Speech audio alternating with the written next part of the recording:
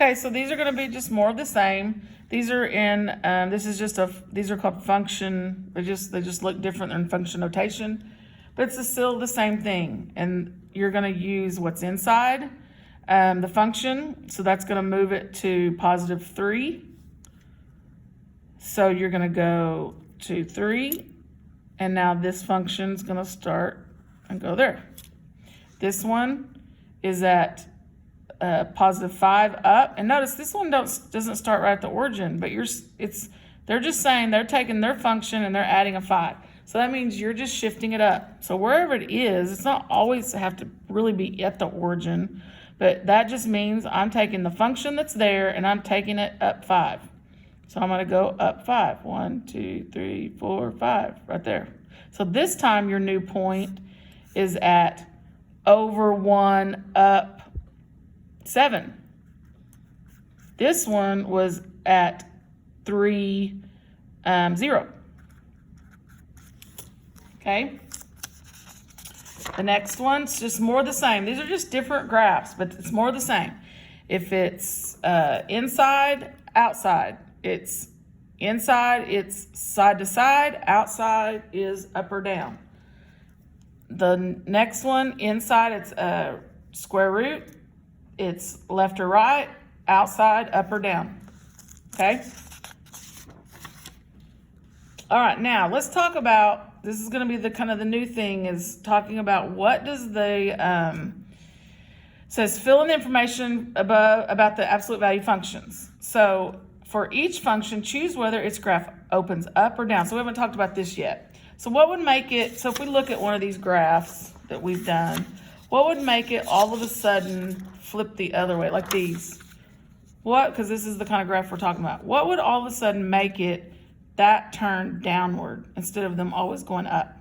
The other thing is what would make the graph open bigger or smaller? So let's think about that. Think about slope. When we were finding slope of a line. When we would find the slope of a line, this is a good thing to reference because you've done slope a lot, or you should. So if my slope is 2, let's do a bigger number. So let's say our slope is 3.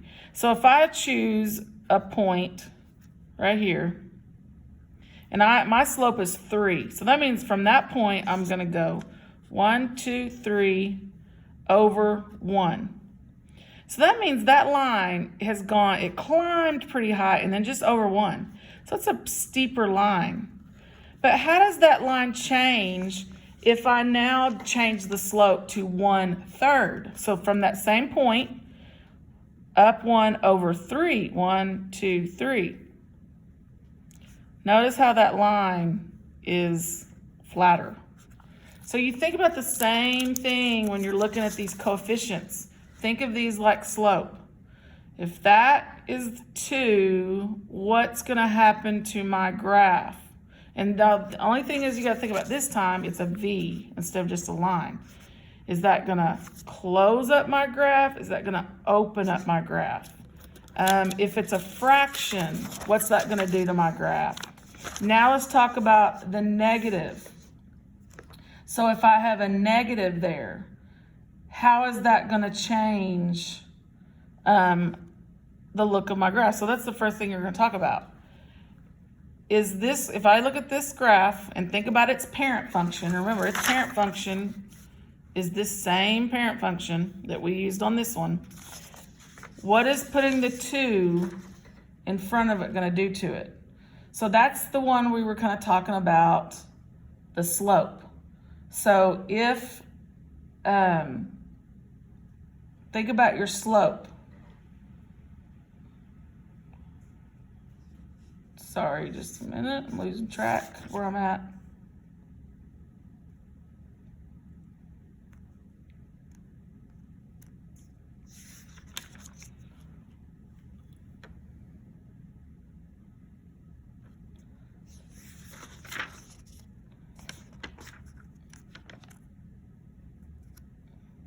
Sorry, I've lost my place. Okay, so think about your slope. What did the slope do when it was 3 over 1? Remember that? It was more steep. What did the slope do when it was 1 over 3? So think about what a 2 would do to a V. Remember, it's a V. Is that going to make it more steep? Is that going to make, or like, you know, the line steeper, or they're going to open up? They're going to be steeper. It's like the slope. So this is going to be, oh, sorry, I got off on something. It's upward or downward. Negative, you got to think about negative slope. What does a negative slope do to a line? It flips it down. So that's going to do the same thing that a negative is going to do to these. So if it's not a negative, it's upward. So that one's going to be upward. Negative is going to be downward, downward, downward. Choose the equation with the wide. Okay, so here's where we talk about the wide or the narrow. So we already said if it was just 2, that's going to make it more narrow. It's going to make the V come up. It's going to come up closer together. So this one's going to be a narrow graph. If it's a fraction, just think about if it was 1/2, we'll go to the 1/2 over here. That's going to make that wider. So again, 3/4 is going to be wider because it's a fraction. 4 is going to be narrow because it's a whole number, or it's an integer. So it's going to be more, it's going to come up together more. So it's going to be narrow. Okay, so that's all on that. I'm going to pause it here or stop it here and make another one.